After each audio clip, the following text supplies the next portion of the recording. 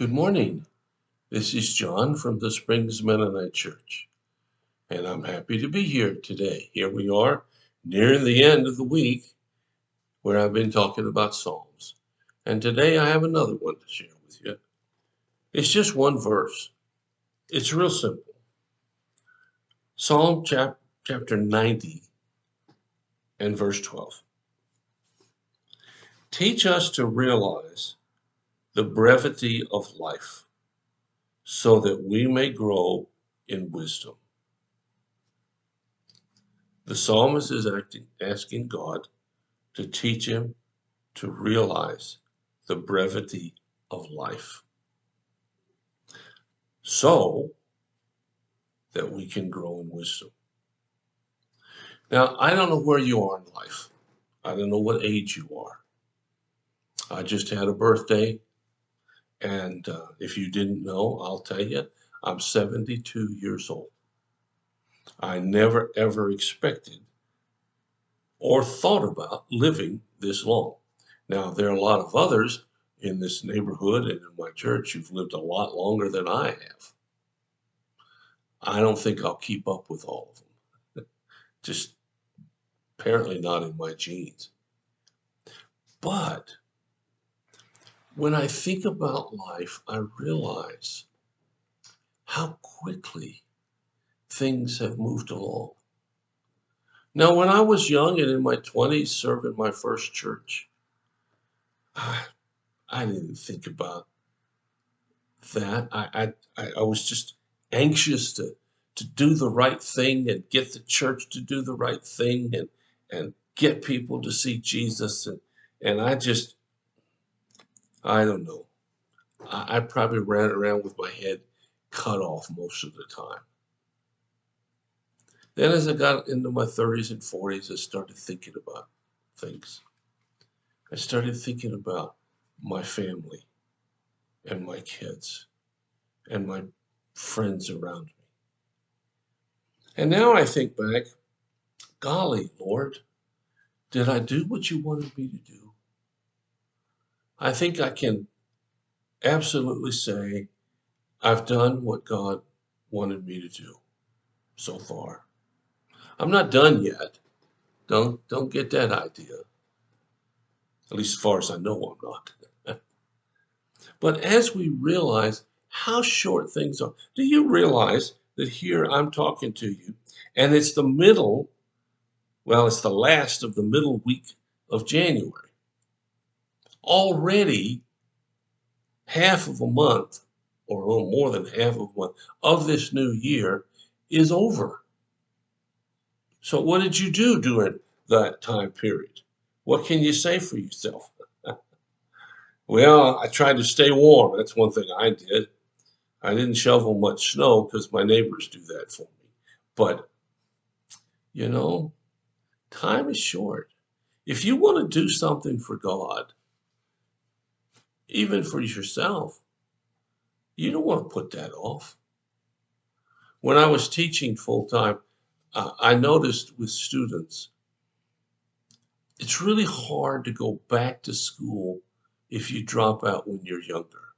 Now, I did find that those students who did come back later were usually better students. But it's so hard to go back and finish because you get so involved in this and that and whatnot. Parents with small children or younger children get involved in all the activities that there are for kids today. And they don't have any time for themselves. And then when the kids grow up, lots of times the parents look at each other and say, gee, who are you? And marriages don't last. God has given us a life. There are no do-overs. There are no real second chances.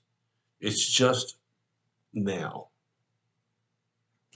And he wants us to use now for his purposes. It says, so that we may grow in wisdom.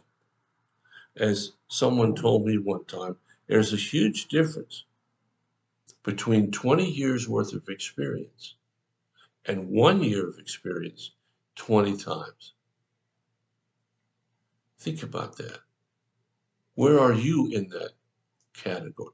Are you getting better and better and better at what you do and who you are and how you walk with God? Or are you kind of stagnating? And if you're stagnating, what is Sam Hill you stagnating for? It's not going to get any better unless you really work at it. We're not going to understand more of God unless we try. We're not going to gain wisdom about who God is and what he wants unless we try.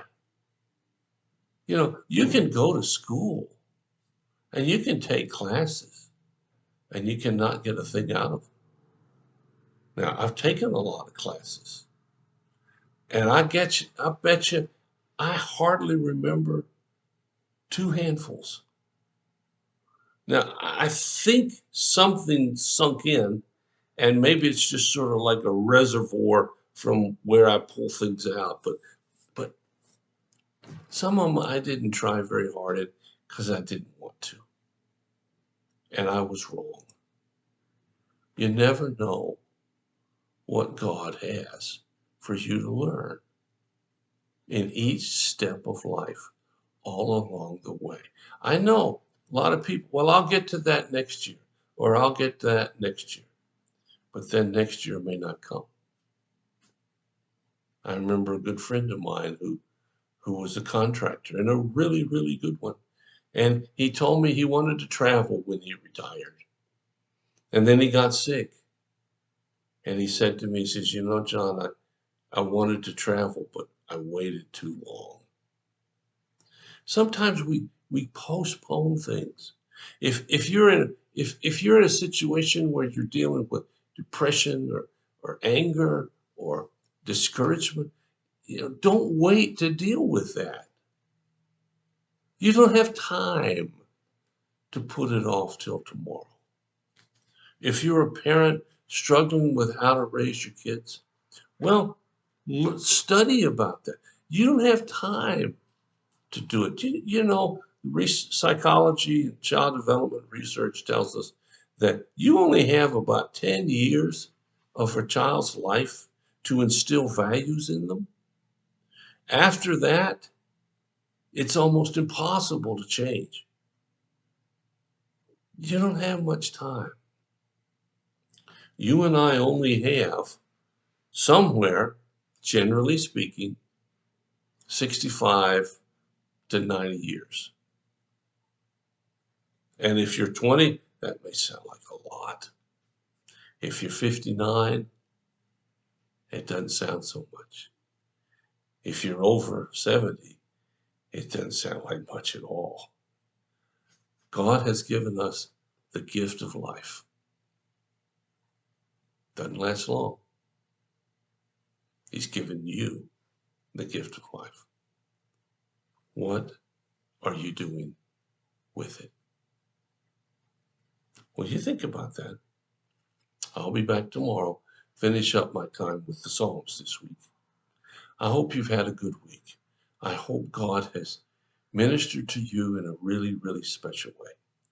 If you have a need or a concern, let us know. We'll do whatever we can as fast as we can to help meet your need. God bless you. Thanks for listening. I'll be back tomorrow.